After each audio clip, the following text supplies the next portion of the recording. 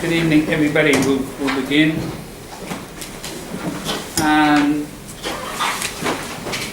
All right. So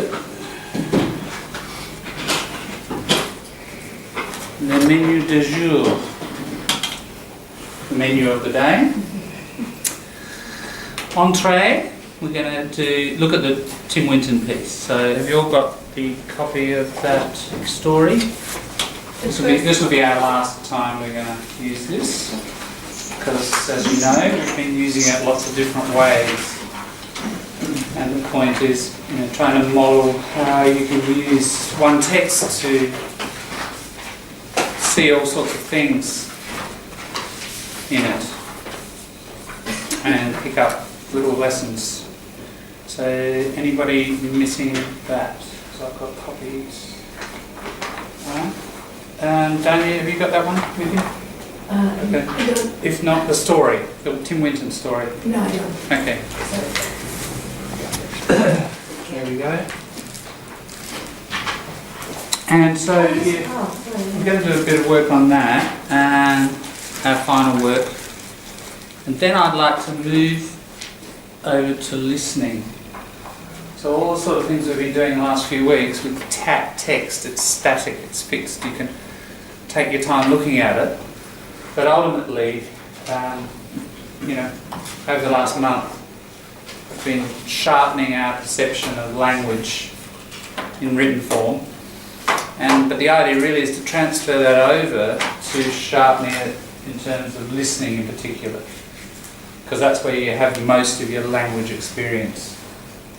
So if you've got that sharp perception and you're thinking about the grammar that you're hearing or the collocations and so on, you're just collecting every hour of every day, you're going to end up with quite a collection after a while. And some of that will be passive and some of that will be active. And we're going to talk about how to activate it as well. But the first thing you've got to do, of course, is notice it. And I think it's good to have certain conceptual tools to help you notice that. So that's what we've been exploring. So we'll do that in the last half of the lesson, I think. But first of all, I want to push on and deepen our practice with just this observation of text. So with the story, I sort of modelled the very first little bit of the first page, and then some of the second page. And just to remind you, some of the things that we looked at were, so we were not looking at collocation so much as grammar. I'll write up the points to remind you.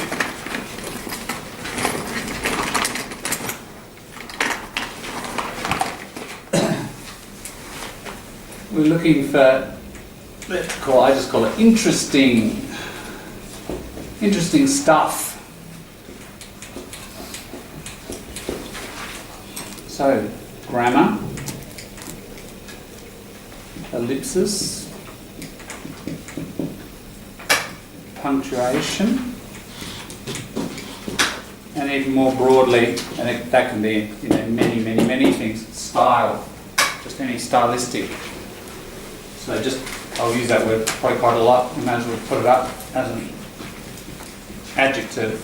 Style is your noun, stylistic. So stylistic features. I mean, back when I started teaching English, I was an English teacher, and English in high school and certainly in senior, that's what you spend most of your time doing, looking at style. As English as a second language, I've done that a lot less. We've looked at little bits, like, how he misses his and he says, they shouted, ranted, screamed. By missing that and, you get that rhythm and it sort of intensifies things. I mean, that's a stylistic thing, isn't it? So all those little tricks that, I guess, for literature are part of the emotional hook and emotional technique. That's not necessarily where people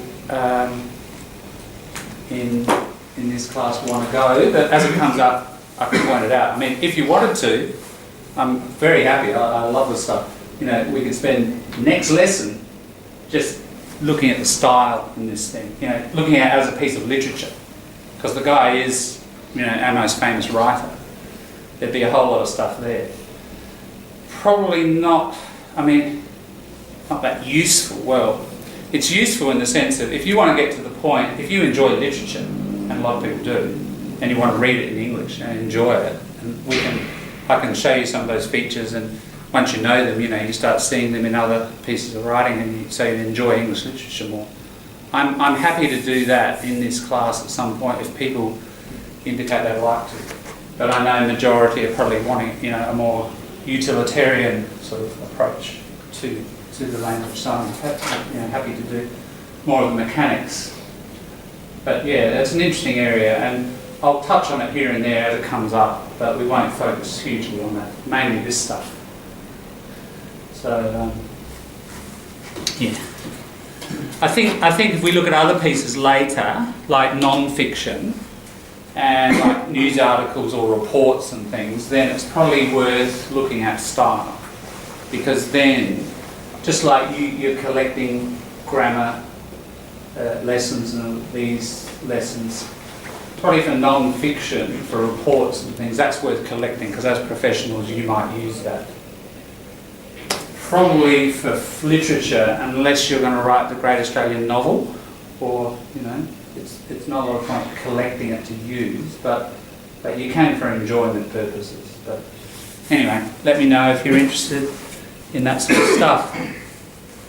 Let's then look more at the first ones, the mechanics. I asked you to think about the rest of the piece, and we were looking at things like, in the second paragraph, you know, at his staying home. Remember that one, that possessive gerund there? It's an interesting structure. And we looked at, even in that paragraph, we looked at the he assumed and the commas around it, the punctuation.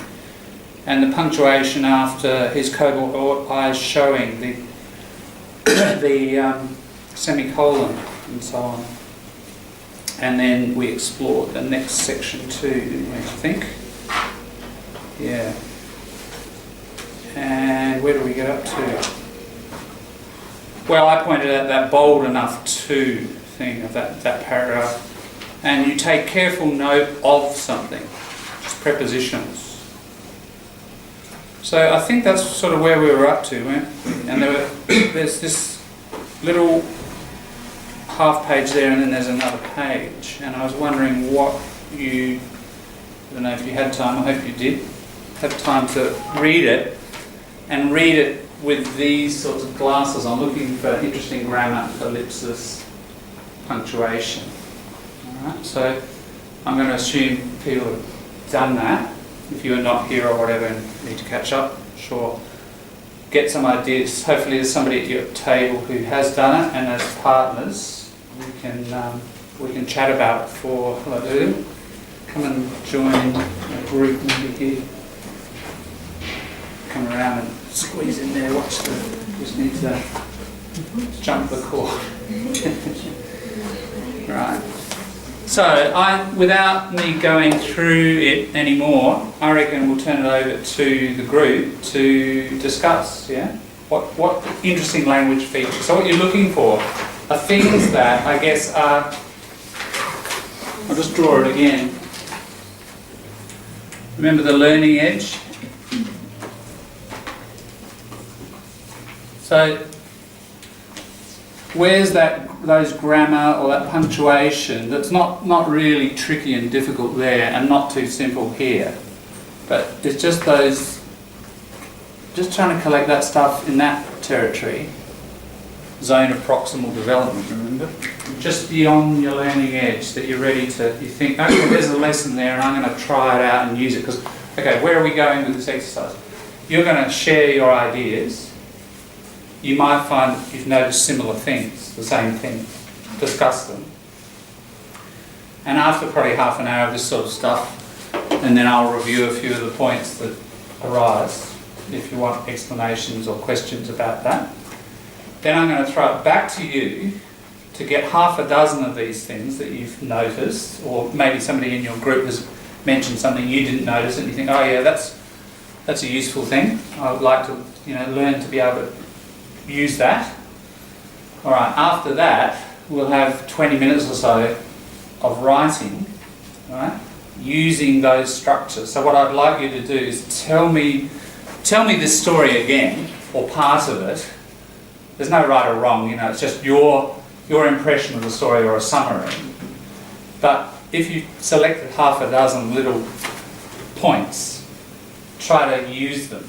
All right? So you're collecting. The process is continuously, I think, observing language around you with using certain concepts, techniques, collecting and then using. Observing, collecting, using, And the best thing to do is usually write about the thing that you've been experiencing. So in this case, a story. Alright, so I think it's important that as a group, before you start your discussion, that's where we're going with the exercise. So share your observations, experience, collect off each other, and aim to have about half a dozen things that you're going to then try to put onto paper when you talk about the story. Alright, over to you for 20, and Skypers, I'll turn my mic off. Skypers, you're all okay? Jeannie, you're there?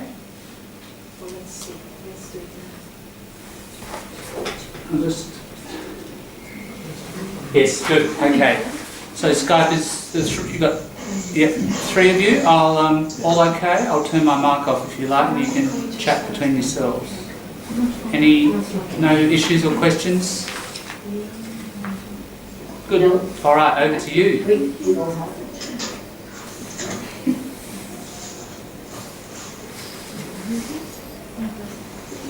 Jean and Pamela, we have to write one paragraph, all of us, or one paragraph each other.